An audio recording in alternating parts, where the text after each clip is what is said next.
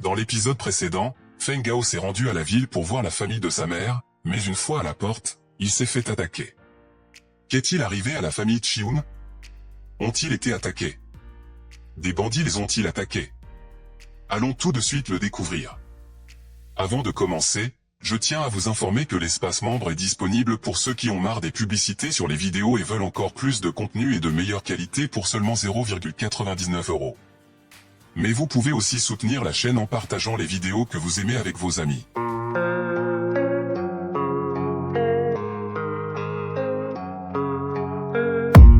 I don't really know what comes next. I'm just doing my best, even though I'm so stressed out.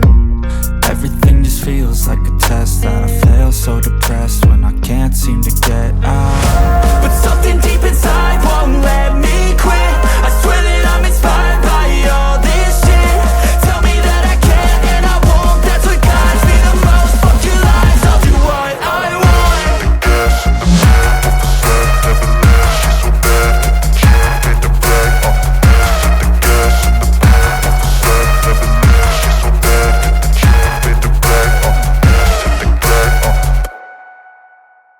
Le vieux Ua attrape la lance puis la tire vers lui, ce qui fait tomber l'attaquant au sol, ne lui laissant pas la chance de respirer. Plusieurs lances sont lancées dans sa direction, mais le vieux Ua concentre de l'énergie dans sa main et d'un seul coup puissant, il détruit la porte et envoie tous les attaquants au loin. Cependant, l'un des assaillants saute dans la direction du vieux Ua avec une épée dans le but de le trancher en deux. Le vieux Ua attrape son épée facilement avec sa main, et Feng Gao est surpris de constater que c'est son oncle l'attaquant en question. L'oncle de Feng Gao crie aux autres d'arrêter l'attaque, car c'est Feng Gao qui est à la porte. Son grand-père le prend dans ses bras, lui demandant si c'est vraiment lui. Feng Gao arrête les retrouvailles chaleureuses pour demander à son grand-père ce qui ne va pas, pourquoi tout le monde est sur le pied de guerre. Son grand-père soupire et lui dit d'entrer pour converser. Une fois à l'intérieur, son grand-père lui demande qui est l'homme à ses côtés. Feng Gao le présente comme étant le vieux Ua, ce qui surprend le grand-père de Feng Gao. Ce dernier répète le vieux Ua de surprise, pensant que ce surnom n'est pas celui de n'importe qui. Il est également étonné que son petit-fils soit devenu un alchimiste de grade jaune à un si jeune âge. Mais à ce moment précis, un des gardes de la famille arrive pour leur dire qu'ils sont arrivés, ce qui surprend Feng Gao qui leur demande qui est arrivé. Le grand-père de Feng Gao lui répond « Allons jeter un coup d'œil ». Une fois dehors avec son grand-père, il voit un vieil homme qui leur dit « Aujourd'hui, je suis ici pour inviter Maître Chion au mariage du jeune Maître Shuai sur ordre du maître de la famille Shuai. Donc j'espère qu'il aura la gentillesse de le faire. » Feng Gao observe la situation se demandant pourquoi cet homme veut forcer quelqu'un à un mariage. Le grand-père de Feng Gao lui dit d'un ton sérieux, il demande s'il veut l'intimider. Mais l'homme, avec un sourire plein d'arrogance, lui dit « Maître Chion, vous devenez vieux et confus, n'est-ce pas? Le fils aîné de la famille Shuai, le seigneur de la ville d'Ibaraki, a adoré la fille de votre famille Chion et veut l'épouser en tant que concubine. C'est une bénédiction que votre famille Chion a cultivée au cours de plusieurs vies. Il les regarde avec un ton supérieur et leur dit, tu n'as même pas besoin d'être reconnaissant, mais tu as l'air tellement lésé. Pensez-vous que Maître Shuai n'est pas assez bon pour votre fille? Mais il entend quelqu'un lui demander ce qui rend ce mec digne. D'après moi il n'est qu'un animal, et l'homme demande qui est-ce qu'il traite d'animal. Feng Gao pose sa main sur l'épaule de l'homme et lui dit, « Non, ai-je réellement dit un animal? J'ai dit quelque chose de mal, désolé, car dire qu'il est un animal est une insulte à un animal. Je devrais de préférence l'appeler un loser de merde, je pense que c'est mieux ainsi, n'est-ce pas? » L'homme, énervé, lui demande qui il est pour oser venir mettre son nez dans les affaires de sa famille. Feng Gao lui demande de quelle fille du vieux Chion dont il parle tout en observant les personnes qui accompagnent l'homme et voit qu'ils sont nombreux, et qu'il y a aussi des grands maîtres parmi eux, ainsi que des pratiquants martiaux de haut niveau, se disant qu'avec un groupe pareil, il pourrait facilement vaincre la famille Chion. Mais son grand-père arrête ses pensées pour lui dire qu'il parle de la petite Ling, l'amie d'enfance de Feng Gao, ce qui le surprend. Des souvenirs de Ling lui montent à l'esprit car étant petit, ils aimaient beaucoup jouer ensemble. Feng Gao, toujours sous le choc, lui demande s'ils veulent dire que la petite Ling est retenue captive par eux. Feng Gao, furieux, attrape l'homme par l'épaule, lui demandant qui a emmené la petite. L'homme lui demande s'il va faire quelque chose pour remédier à cela, et Feng Gao lui demande s'il est celui qui a osé faire cela. Mais l'homme, avec un air supérieur, lui dit, si c'est le cas, tu comptes faire quoi? Tu penses que tu peux sauver n'importe qui dans la famille Chion alors que tu n'es juste qu'un alchimiste de grade jaune. Et si Maître Chion ne veut pas y aller volontairement, ne me blâme pas si j'utilise la force, puis il donne l'ordre aux hommes qui l'accompagnent d'attaquer et d'amener le vieux Chion avec eux. Les hommes foncent en direction de la famille Chion, ce qui surprend ces derniers, mais Feng Gao demande au vieux Hua de l'aider à combattre ces hommes. Le vieux Hua lui dit, c'est juste un petit problème, ne t'inquiète pas à propos de ça, puis active ses pouvoirs. Rien qu'à l'activation de ses pouvoirs, il lance les hommes au loin. D'un geste habile, il concentre de l'énergie dans ses mains, puis la lance en direction des hommes, les tuant un à un. Aucun d'eux n'a pu résister à la puissance du vieux Hua, tombant au sol mort, ce qui surprend l'homme qui était jusqu'alors arrogant. Feng Gao lui demande où se trouve la personne qui a amené Ling. L'homme essaie de le menacer, mais le vieux Hua lui lance un faisceau d'énergie dans le pied, le faisant hurler de douleur. Il tombe au sol, demande à Feng Gao d'avoir pitié de lui. Avec des larmes aux yeux, il leur dit que Ling est captive à Ibaraki, dans la maison de Shuei.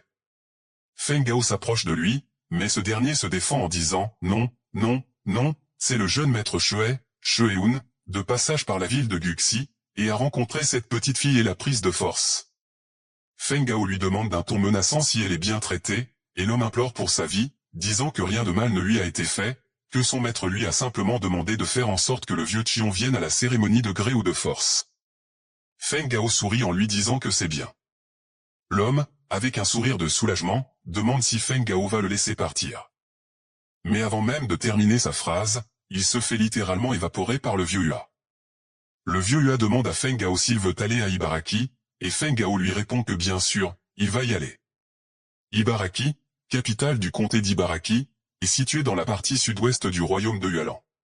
Dans la ville d'Ibaraki, il y a 3 grandes familles, toutes avec une puissance d'esprits martiaux, mais la plus forte d'entre elles est la famille Shuei, qui a 3 puissances d'esprits martiaux et est le seigneur de la ville depuis des décennies.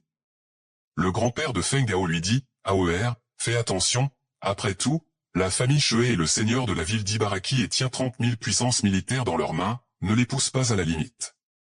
Mais déjà la scène suivante, Feng Gao et le vieux Hua se trouvent déjà face à la ville. En atterrissant une fois en ville, Feng Gao a observé que 70% des magasins de la rue affichent l'enseigne de la famille Shuei, tandis que les 2 autres familles ensemble en ont moins de 30%. Le vieux Hua lui répond en lui disant, cette famille Shuei avait déjà dominé la position de seigneur de la ville pendant des décennies, et s'appuyant sur les cristaux martiaux du salaire du royaume, il n'était pas difficile de former quelques pratiquants forts de l'esprit martial. Ce qui surprend Feng Gao, et il demande comment le royaume peut-il permettre qu'une telle chose arrive, tout en pensant que le plus grand tabou du royaume est qu'une famille soit dominante, et 3 familles seraient idéales. Mais cette situation à Ibaraki dure depuis des années, et il se demande si personne dans le royaume ne l'a-t-il remarqué. Mais le vieux Hua interrompt ses pensées et lui dit qu'avant, ils devront trouver un endroit pour loger. Avant que la nuit tombe, dans une auberge, Feng Gao utilise son pharmacopée pour traiter le vieux Hua, tout en lui demandant s'il va bien et s'il se sent mieux. Le vieux Hua lui dit, les capacités du maître sont insondables, donc ne peut pas être un simple qu'un alchimiste de qualité Xuan de haut niveau, n'est-ce pas? Et Feng Gao lui répond, le vieux Hua devrait être capable de sentir que je suis, en effet, juste au niveau élevé de Xuan de la Terre maintenant, et pas à moitié faux. Tout en pensant qu'il ne peut pas lui dire en face que le pilule de feu condensé en lui par le lotus rouge, le roi de la médecine, n'est pas moins efficace qu'une pilule solide de grade terre. Le vieux Hua se retourne et lui dit, se peut-il que le maître soit à un très haut niveau martial maintenant? Avec une telle force, j'ai peur que peu de gens dans le royaume de Chilan puissent rivaliser. Ce qui surprend Feng Gao, qui pense que le vieux Hua est sûrement inquiet de savoir s'il restera loyal au royaume Chilan à l'avenir. Mais Feng Gao, avec un geste de respect, lui dit, je te l'assure, je serai toujours fidèle au royaume de Chilan, ce qui surprend le vieux Hua, qui s'abaisse en signe de respect et dit que c'est un honneur pour lui d'avoir son jeune maître faisant partie de son royaume. Feng Gao lui dit que c'est inacceptable, ce geste, et qu'il espère qu'il l'aidera à maintenir cela secret. Le vieux Hua lui dit que oui et qu'il ne révélera jamais cela à qui que ce soit. Et à la nuit tombée dans la maison de la famille Shuei. Un homme en capuche s'adresse à un vieil homme du nom de Shuei-yu, lui disant qu'il fait un excellent travail à Ibaraki.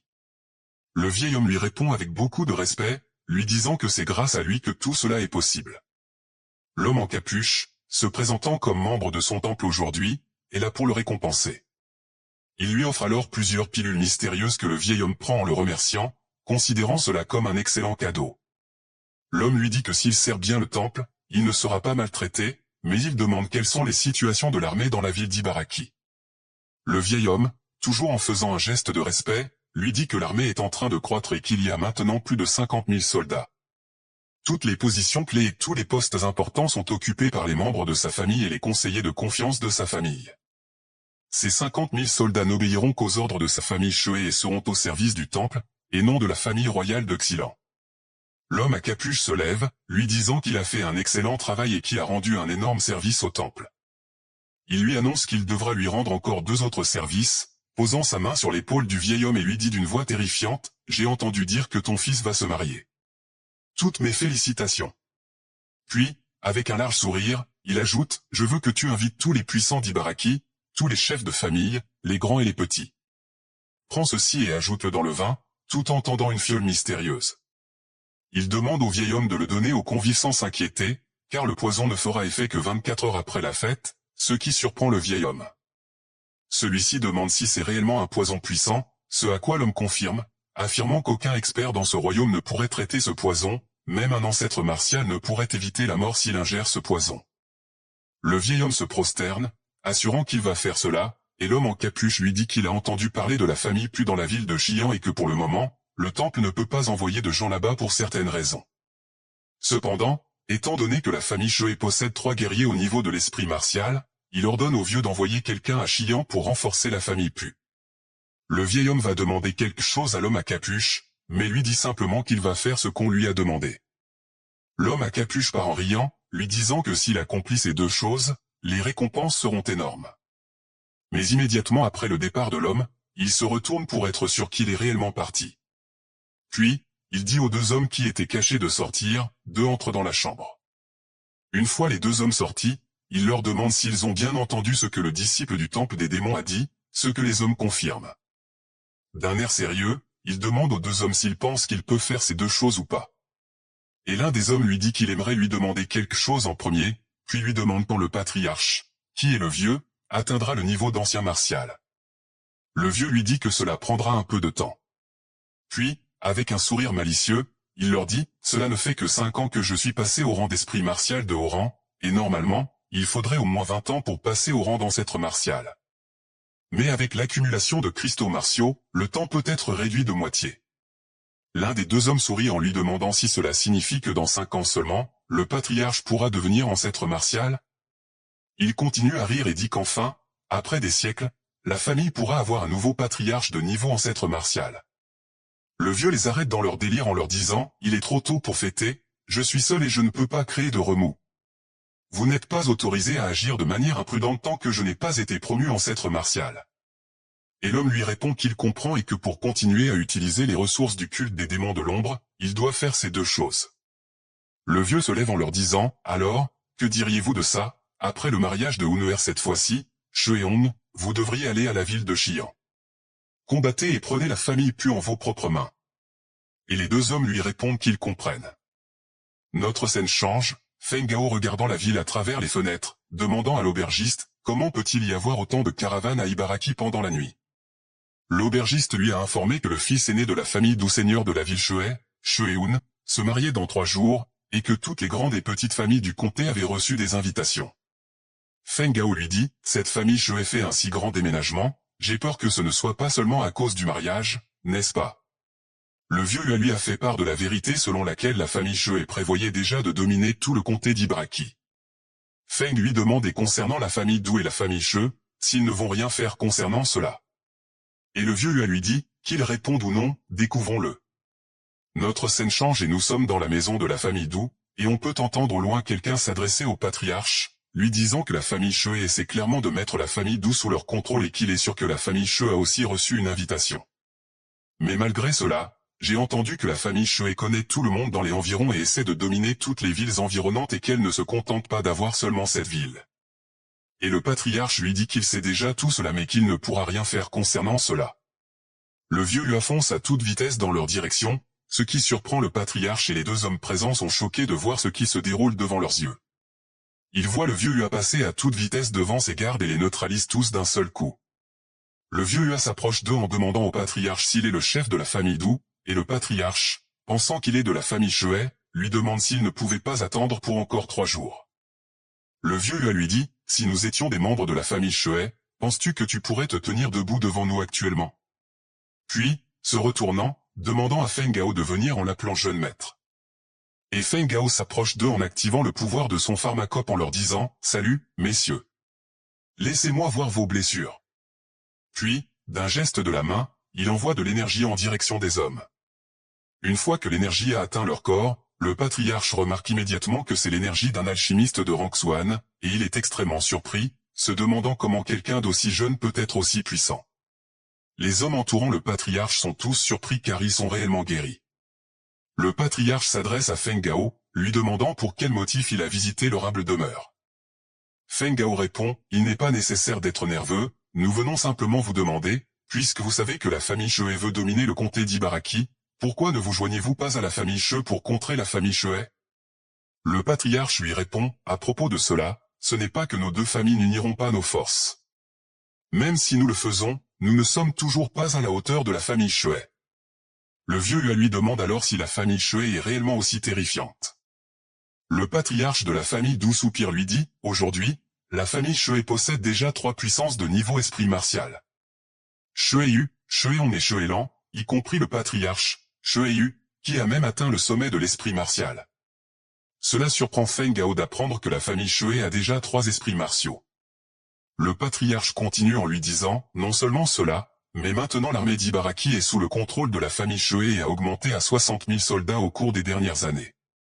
Vieil homme, maître, comment pensez-vous que nos deux familles devraient lutter contre cela?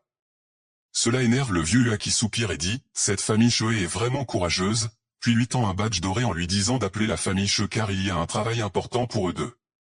Cela surprend le patriarche, et il répète en bégayant ses ordres royaux. Quelques instants plus tard, le chef de la famille Shuai est déjà dans la cour de la famille Du, accompagné d'un serviteur de la famille. En arrivant, il se présente respectueusement devant le vieux Hua, le référençant en tant que prince. Le vieux Hua lui dit de se lever, puis regarde les deux chefs de famille devant lui et leur dit, de cette façon, il semble que toutes les troupes de la ville d'Ibaraki doivent être tombées entre les mains de la famille Shuai. Alors, pour éliminer la famille Shuai, nous devons d'abord nous occuper de l'armée. Puis il se lève en faisant appel aux deux familles, et les deux chefs de famille lui répondent en unisson, « Oui, votre majesté. » Le vieux Hua leur demande s'ils peuvent remplacer tous les généraux de l'armée d'Ibaraki par leurs hommes en seulement un jour en utilisant les ordres du prince, je tiens à préciser qu'il part du badge qu'il leur a donné. Une fois de plus, les deux hommes répondent en unisson, « Oui, cela peut être fait. » À la nuit tombée à l'auberge, Feng Gao continue le traitement quotidien du vieux Hua et profite de l'occasion pour lui dire, le vieux Hua n'est toujours pas à pleine force pour le moment, n'est-ce pas?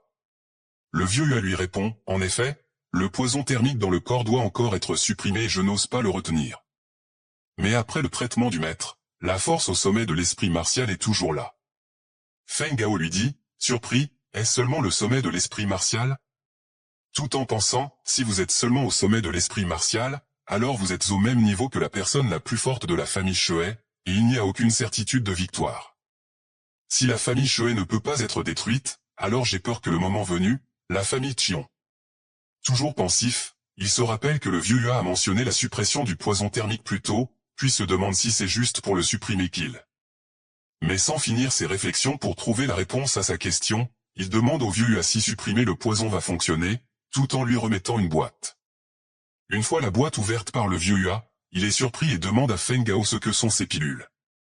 Il est surpris car les pilules ont une odeur agréable et puissante, pensant, avec une seule inhalation du parfum, le poison thermique dans mon corps a été étonnamment caché, comme si j'avais rencontré un ennemi naturel.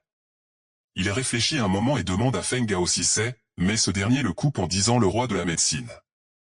Et Feng Gao lui dit qu'il a de bonnes vues. Le vieux Hua lui dit, avec cela, je n'aurai pas besoin de dépenser de l'énergie pour supprimer le poison thermique. Un objet tellement précieux. Puis, il remercie Feng Gao pour la confiance et la foi qu'il met en lui. Changeant de sujet, il dit à Feng Gao, demain est le jour du grand mariage de la famille Shuai. Maître, repose-toi tôt et attends le bon spectacle de demain.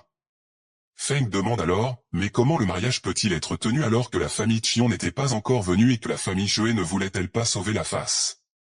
Le vieux Hua lui dit, à ce stade, est-ce important pour la famille Shuai qu'il y ait des membres de la famille Xion ou non? Ce qui surprend Feng Gao, qui lui dit, dont Ling pourrait être en grand danger. Le vieux Hua se couche en bâillant, lui disant de rester assuré car il va l'aider à sauver la personne qu'il veut. Le jour suivant, dans la maison de la famille Shuai, les gens commencent à se réunir en foule. Alors que Ling, dans sa chambre, vêtue déjà de sa robe de mariage, regarde son reflet avec des larmes aux yeux.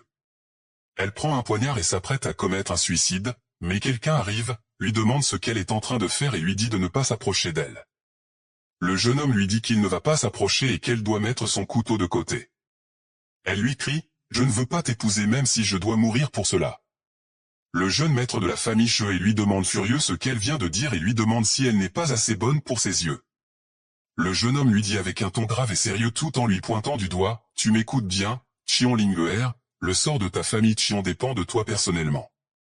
Le mariage doit être fait, même si tu ne le veux pas. » Puis, se tournant en direction de la sortie, il lui dit de ne pas le blâmer, disant qu'il ne l'a pas averti, puis lui dit que si elle fait une erreur au mariage aujourd'hui. Puis arrête sans terminer sa phrase et Ling, n'ayant pas le choix, laisse tomber le poignard avec des larmes aux yeux. La scène change et les gens sont dans la salle de réception, présentant toutes leurs félicitations au chef de famille. Mais l'un des serviteurs de la famille arrive et dit au patriarche que Du Feng et Shezhen sont arrivés. Le patriarche lui dit de les faire entrer.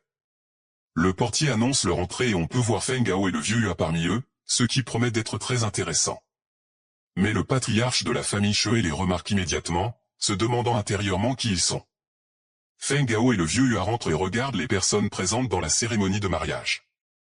Et toutes les personnes les regardent sans dire un mot, et le vieux patriarche les salue avec un faux sourire, leur disant qu'il est ravi de recevoir leur soutien en ce jour spécial.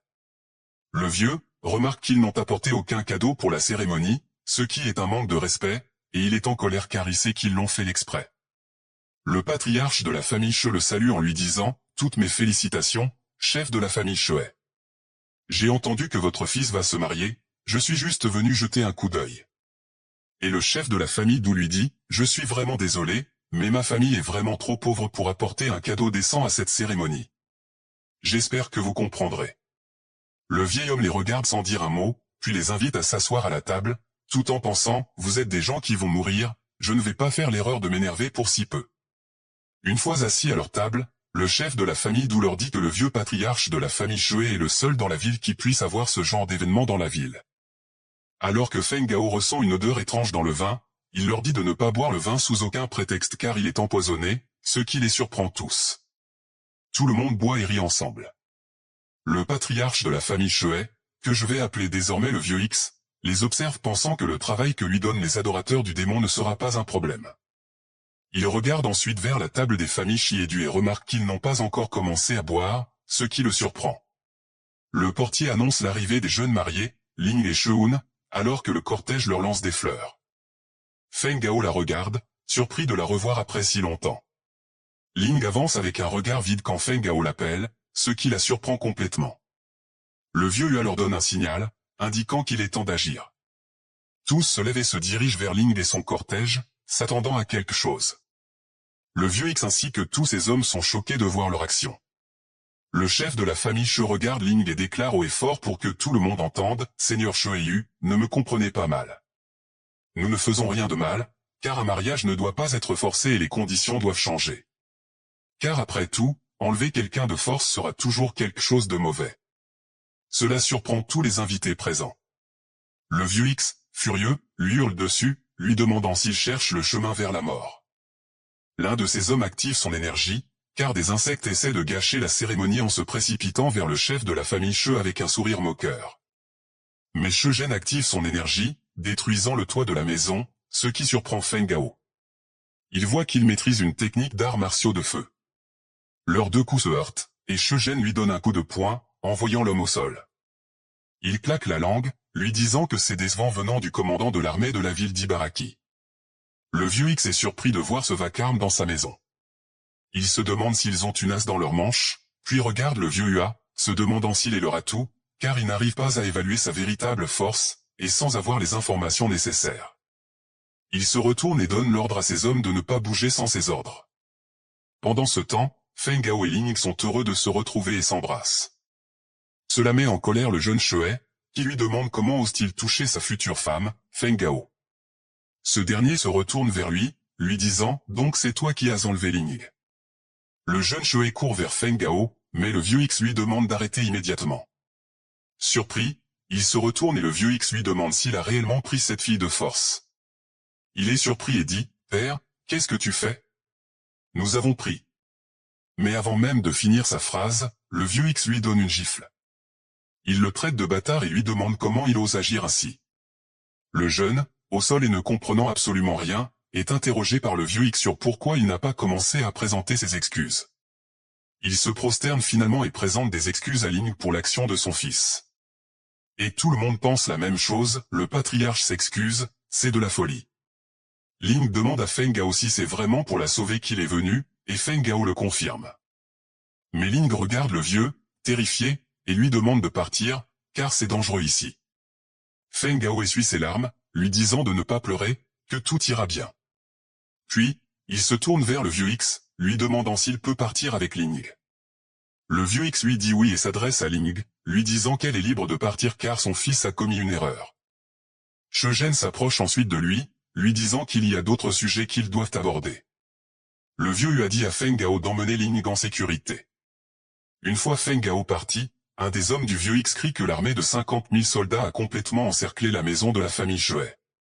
Le vieux X, furieux, crie « Comment mon armée a-t-elle osé encercler ma maison pour m'attaquer ?» Shenzhen lui dit que rien n'est impossible et lui montre un badge en orge, l'insigne du prince, lui demandant comment ose-t-il ne pas se prosterner devant un ordre impérial, surprenant le vieux X en voyant la stature de seigneur du prince. Shenzhen se tourne vers les autres invités, leur demandant pourquoi ils ne se prosternent pas s'ils veulent vivre. Tout le monde se prosterne, à l'exception du vieux X et de quelques-uns de ses hommes. Le vieux X se rend compte qu'il n'a aucune chance d'échapper aujourd'hui. Décidé à ne pas abandonner aussi facilement, il active son énergie, demandant aux autres de se lever immédiatement.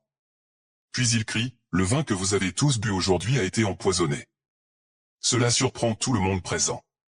Le vieux X leur donne l'ordre de les attaquer car ce poison est puissant, et sans l'antidote, ils mourront tous le lendemain. Mais l'un des invités est un alchimiste, il active son pharmacope, vantant qu'il va réussir à guérir ce poison. Mais son énergie commence à être corrompue par le poison. Incapable de résister, son cœur explose et il crache du sang, le tuant sur place. Et tout le monde est encore plus surpris, car c'est un poison que même un alchimiste de grade Xuan n'a pas pu guérir. Le vieux Hua regarde l'alchimiste mort au sol, pensant que ce poison ressemble étrangement à celui qui lui a été donné par son issue, réalisant que c'est encore le temple de l'ombre qui est derrière tout cela. Il se dit que cette famille ne mérite plus d'exister dans ce royaume. Le vieux X leur ordonne de les attaquer et promet l'antidote. Il leur dit qu'il n'en a préparé que 20 flacons et que seuls ceux qui réussiront à les obtenir seront sauvés. Mais d'abord, ils doivent les tuer. Le vieux Hua et Shenzhen regardent les gens derrière eux, déterminés à les attaquer pour obtenir un antidote illusoire. Tout le monde se lève et se dirige vers le vieux Hua et Shenzhen, tandis que le vieux X et ses hommes essaient de s'enfuir. Le vieux Hua soupire puis exalte son énergie, en voyant les hommes qui l'attaquent au loin. Les hommes fuient, se demandant si c'est là la puissance d'un ancêtre martial. Le vieux leur dit de se taire et de courir. Le vieux Hua, d'un geste de la main, leur demande s'ils veulent fuir, et plusieurs projections de mains dorées partent dans leur direction, prêtes à les écraser comme de vulgaires moustiques. Ce qui surprend le vieux X et le coup explose complètement la porte. Mais un peu plus tard, on peut voir la porte détruite par le vieux Hua, alors que le vieux Hua est assis avec ses alliés. Quelqu'un arrive pour l'informer que les rebelles de la famille Shui ont été capturés et que les personnes emprisonnées ont été détoxifiées par maître Feng Gao. Le vieux lui donne l'ordre de faire exécuter tout ce qui a été complice de la famille Shui, puis regarde Dufeng et Shenzhen, leur disant que ceux qui n'ont pas fait partie de la rébellion se répartissent entre les deux familles restantes. Mais quelqu'un entre à toute vitesse, criant qu'il a un rapport à faire part au prince. Puis, s'agenouillant, il dit qu'ils ont trouvé un autre groupe de personnes en relation avec la famille Shui et les ont capturés, ce qui les surprend, se demandant comment un autre groupe. Et Shenzhen leur dit, allons voir quelle famille ne veut plus vivre. Et dans la cour, les soldats tiennent captive un groupe de personnes. Il s'avère être le grand-père de Feng Gao qui s'adresse aux deux chefs de famille, leur disant qu'il vient de la Guxi et que son nom est Chiung. Shenzhen lui dit, Guxi, la famille Chiung, d'un ton suspect, et Dufeng lui dit, cette ville de Guxi est longue d'Ibaraki et il n'est même pas possible d'arriver ici en 3 jours. Il n'y a qu'une possibilité, ils connaissent la famille Shui et veulent la rejoindre. Puis Shegen donne l'ordre aux soldats de tous les mettre en prison immédiatement. Le vieux Hua les arrête en leur demandant ce qu'ils font, puis leur dit que c'est la famille Chiung de Guxi qui vous a dit de les arrêter, ce qui donne des sueurs froides aux deux chefs. Puis le vieux Hua leur donne l'ordre de les libérer immédiatement et le grand-père de Feng Gao et son oncle sont heureux de voir le vieux Hua. Notre scène change avec Feng Gao regardant Ling se reposer. Il lui caresse les cheveux tout en lui présentant ses excuses pour être venu en retard et à cause de cela, elle a dû souffrir. Mais soudain, il entend quelqu'un frapper à la porte. Feng Gao demande qui c'est en ouvrant la porte. Il se rend compte que c'est son grand-père qui est heureux de voir qu'il va bien, puis court en direction de Ling, lui disant qu'il est là pour la ramener à la maison. Feng Gao les regarde en pensant, si je n'avais pas rencontré Hua Yanxian et n'étais pas venu dans le comté d'Ibaraki pour rechercher des médicaments, alors le sort de la famille Chiung, je ne peux même pas l'imaginer. Puis se retourne en direction de la fenêtre en se disant, cette fois, avec la protection du soutien du vieux Hua, j'ai réussi à survivre à la calamité. Mais 1 an plus tard, quand le vieux Hua partira, pourrais-je encore protéger tout le monde? Il ouvre la fenêtre en se disant qu'il doit absolument devenir fort et encore plus fort, regarde le paysage au clair de lune en se disant qu'il doit absolument obtenir le cristal Xeno. 3 jours plus tard, dans la maison de la famille Chiung, le vieux Hua leur dit, c'est une tradition pour les comtés de notre royaume de Xilan d'avoir 3 pattes. Maintenant que la famille Shui a été abolie, cette jambe restante sera reprise par la famille Chiung. Puis il demande à Chiung Ding s'il est prêt à assumer cette responsabilité. Et le grand-père de Feng Gao lui répond que ce sera un honneur pour lui d'accepter cette position au nom de la famille Chiung. Le vieux Hua demande à Feng Gao s'il est d'accord avec cette situation et Feng Gao lui répond, d'autres grandes familles ont un expert en esprits martiaux assis dans la ville, et la famille Chiung n'a toujours pas d'expert de ce niveau, donc j'ai peur qu'il y ait des problèmes dans le futur.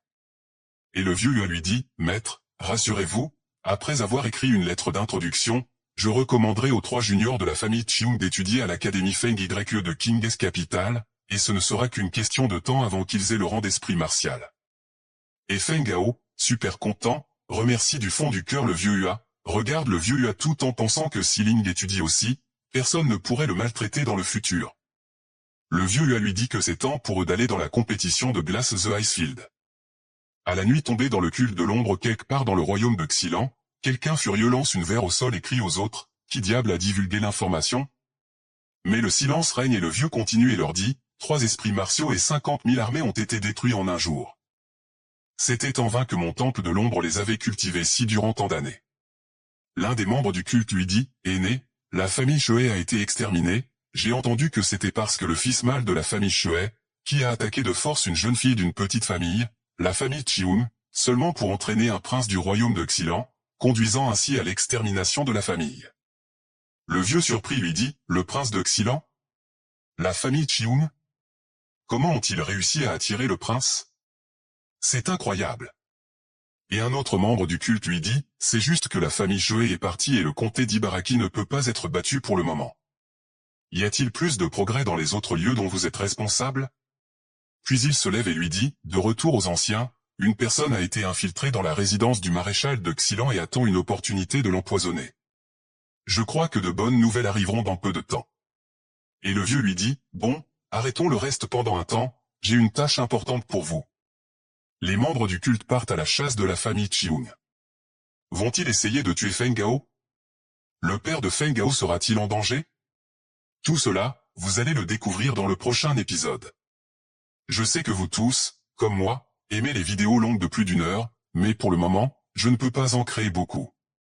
Plus la chaîne grandira, plus j'aurai de temps à consacrer à la création de vidéos. Merci beaucoup à chacun d'entre vous pour le soutien. À bientôt, ciao.